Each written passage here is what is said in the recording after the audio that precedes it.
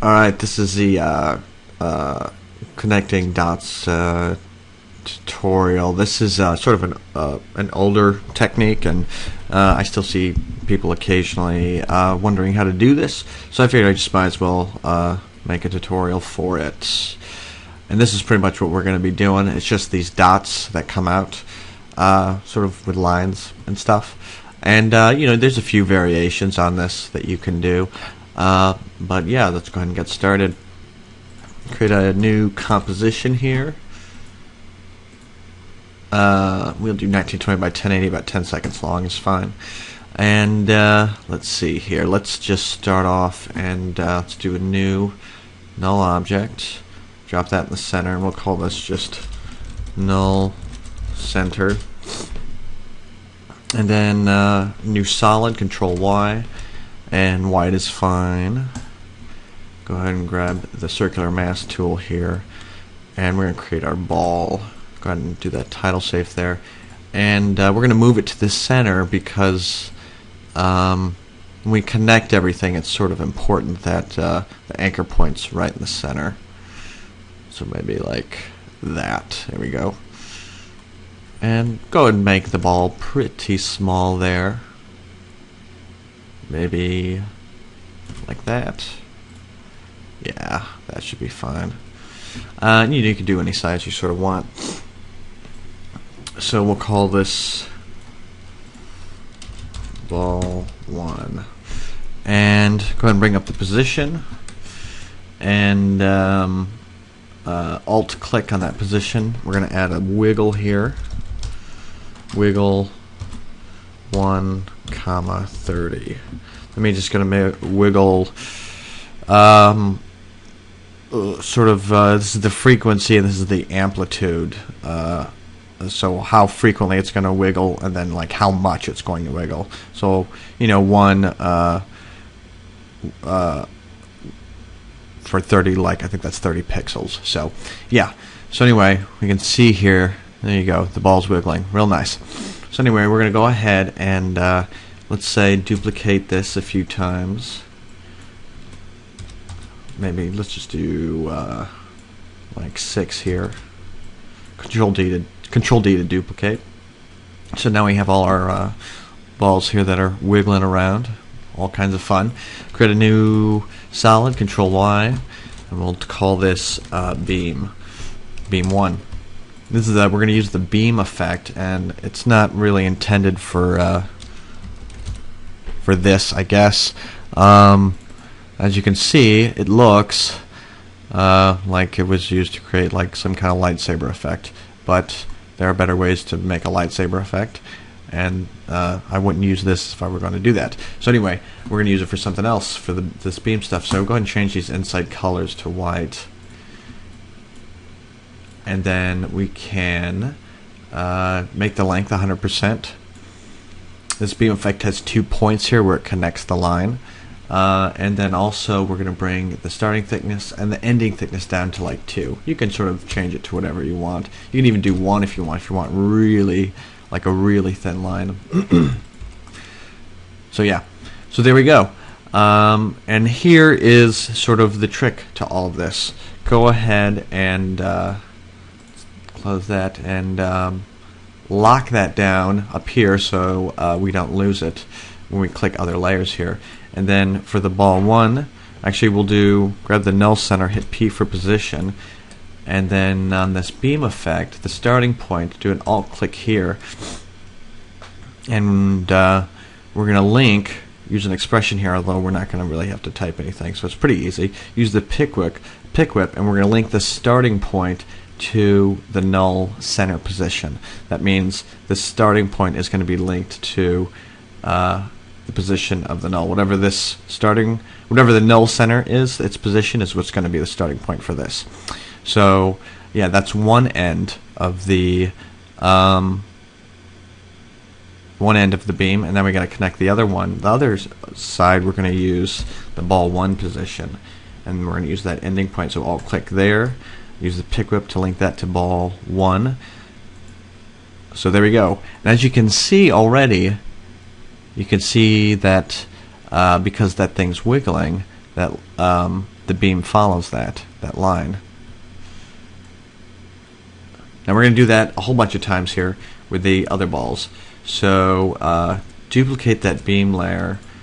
We'll call this beam 2, 3, 4, 5, and 6. So yeah, and we're just going to link everything up here. So on this beam 2 hit you, since we've already connected it, all these already have their expressions on it. It's just not the right expressions that we want. We want to link beam 2 to ball 2. So select beam 2. We can unlock that for right now. Select beam 2 hit you, and all we have to do is, well, let's do this real quick. Select that, pick whip to the ball 2 position, right? Make sure it says ball 2. That's good. Hit U, bring up the the expressions and keyframes. Select that. We're going to link that to beam 3 to ball 3. Beam 4 U. Make the pick whip to ball 4. And U. Ball 5. And U. Ball 6. So now we should have a bunch of dots on everything. Now you can't really see it too well because the balls are all clustered up there. So we're going to sort of animate them. So go ahead. We have all these ball 1 through ball 6 connected. Let's just go ahead and click the stopwatch there to create a keyframe in all those places. And then move to, I don't know, say about 15 frames. And we're just going to move the balls around a little bit. So ball 1 will move over here, right? Ball 2 we can move down. And you can just sort of, you know, do whatever you want here, whatever you think looks good.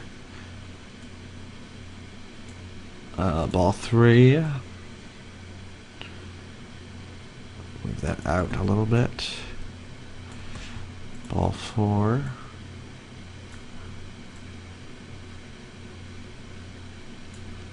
And ball 5. Let's move that over. And ball 6. Other way. So there we go. Looks like we have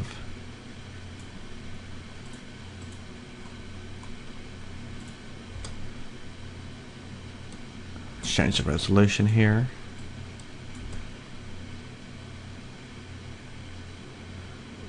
There you go, and the wiggle sort of gives it a little bit more dynamic movement. So yeah,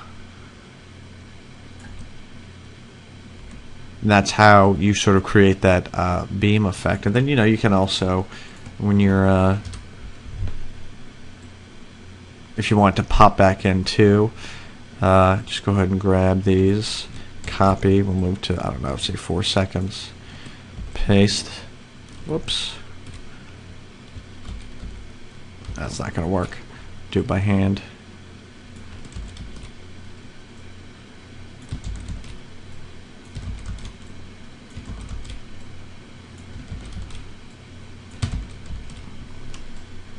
Another 15 frames or so.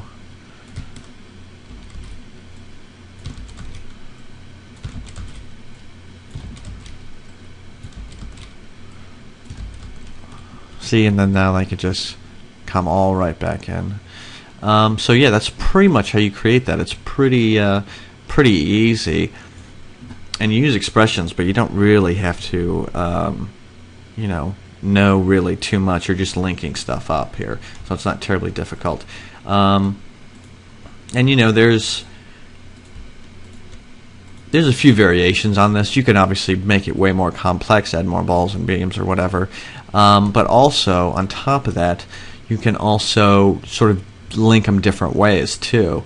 Like pop it out, and each beam is linked to like the next consecutive ball. So starting point for the beam would be ball 1, and then the ending point would be ball 2. So for this beam is actually from here to here, and then so on and so forth, you know, for these other beams. And then another example is here, where they just sort of, you know, are crisscrossed and stuff, and you can add tons of balls and beams that sort of way. And you know, if you haven't noticed, you could create a nice little spider web effect doing this. You would need a lot more. You would need a lot of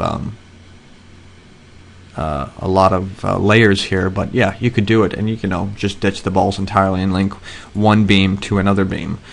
You know, so yeah, that's pretty much how you do that. This is a quick one today, so I hope this is helpful, and if you have any suggestions for tutorials, let me know.